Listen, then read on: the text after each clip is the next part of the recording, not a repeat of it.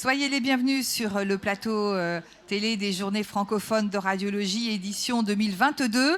Et j'ai le plaisir de vous présenter mon invité, Dr Roberto Luigi Casato. Bonjour. Bonjour, merci. Merci d'être sur notre plateau. Nous allons parler de communication en radiologie interventionnelle. Vous avez fait une séance sur la communication. Elle n'est finalement, la radiologie interventionnelle, n'est pas très connue des radiologues et du grand public. Pourtant, elle intervient dans de nombreuses indications. Oui, c'est exactement cela. En fait, la radiologie interventionnelle aujourd'hui touche pratiquement avec ses gestes et ses procédures à quasi tous les organes. Donc en fait, il n'existe pas d'organe qui ne peut pas être traité à visée thérapeutique ou à visée diagnostique avec des gestes de radiologie interventionnelle. Donc en fait, on est un véritable outil.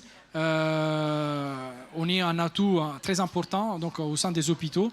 Donc en fait, notre rôle aujourd'hui prend beaucoup d'essor dans la médecine moderne.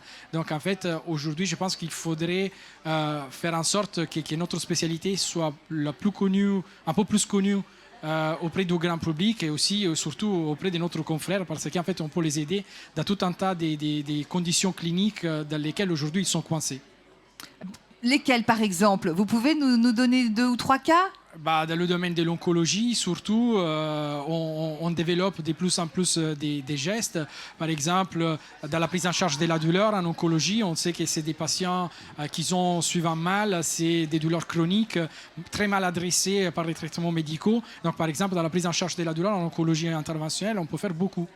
Alors, je rappelle que vous êtes maître de conférence au CHU de Strasbourg. J'ai omis de le mettre en préambule. Veuillez m'en excuser. Quelles sont les nouvelles techniques? Ça dépend parce que la radiologie interventionnelle aujourd'hui est focalisée sur 3 axes différents. Donc, côté vasculaire, côté onco et côté neuro. Et donc, en fait, chacune de cette sous-spécialité de la radiologie interventionnelle aujourd'hui a tout un tas d'outils qui sont proposés. Mon domaine, c'est surtout celui de l'oncologie, donc c'est celui-là que je connais un peu mieux. Et donc, en fait, aujourd'hui, par exemple, comme je vous disais tout à l'heure, la prise en charge de la douleur avec des techniques qui sont de plus en plus des pointes et qui nous permettent de traiter de plus en plus des patients qui jusqu'à présent en fait ne pouvaient pas être traités. Je pense par exemple aux patients qui ont encore mal après de la radiothérapie pour des métastases osseuses avec infiltration par exemple des structures des tissus mous ou des structures nerveuses. Aujourd'hui, jusqu'à présent, en fait, ces patients ne pouvaient pas bénéficier d'une prise en charge en interventionnelle. Aujourd'hui, par exemple, on a des nouvelles techniques. Je pense par exemple à l'électrochimiothérapie qui nous permet en fait de traiter ces patients pour la douleur. Dites-moi, vous avez participé à une séance sur la communication en radiologie interventionnelle. Qu'est-ce qu'il en ressort? L'aspect, je pense, le plus marquant, c'est qu'aujourd'hui, on a besoin d'être plus actif sur le côté communication pour faire connaître notre spécialité auprès surtout de nos confrères, parce que c'est paradoxal, mais la plupart de nos confrères ne sont pas au courant aujourd'hui de toutes les possibilités diagnostiques et thérapeutiques de la radiologie interventionnelle. Donc déjà, si on arrivait à cibler les confrères dans le milieu hospitalier, mais aussi les généralistes, on pourrait déjà avoir beaucoup de patients qui pourront bénéficier en fait, de notre spécialité, de notre expertise. Et utiliser les réseaux sociaux à bon escient. Alors les réseaux sociaux, c'est très bien parce qu'en fait, on touche un véritable nombre de patients. Pensez Facebook, c'est environ 2 milliards d'utilisateurs par mois. Twitter, on est aux alentours de 400 millions par mois. Donc, en fait, c'est beaucoup. En fait, ça fait beaucoup de bruit. Mais car, en fait, il n'y a pas de communication directe entre 2 individus. Donc, on a un écran qui est interposé entre celui qui communique et celui qui reçoit la communication. Parfois, ça peut ouvrir la porte à des soucis, à des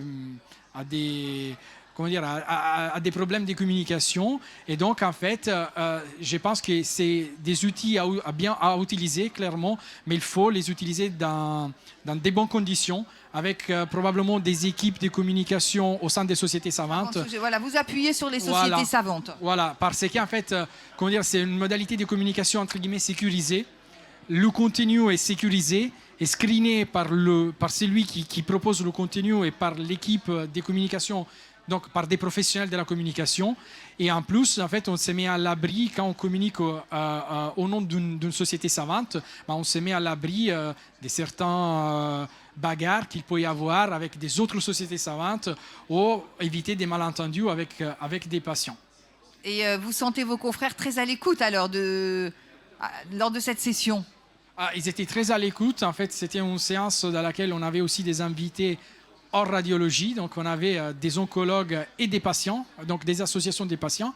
Et en fait, l'aspect le plus marquant, c'était que la communication bien établie avec ces trois acteurs, le radiologue, l'oncologue ou le médecin correspondant et le patient qui est l'acteur principal parce que c'est lui qui va bénéficier de nos techniques de radiologie interventionnelle. Mais en fait, quand cette communication est bien menée, les bénéfices sont majeurs pour tout le monde.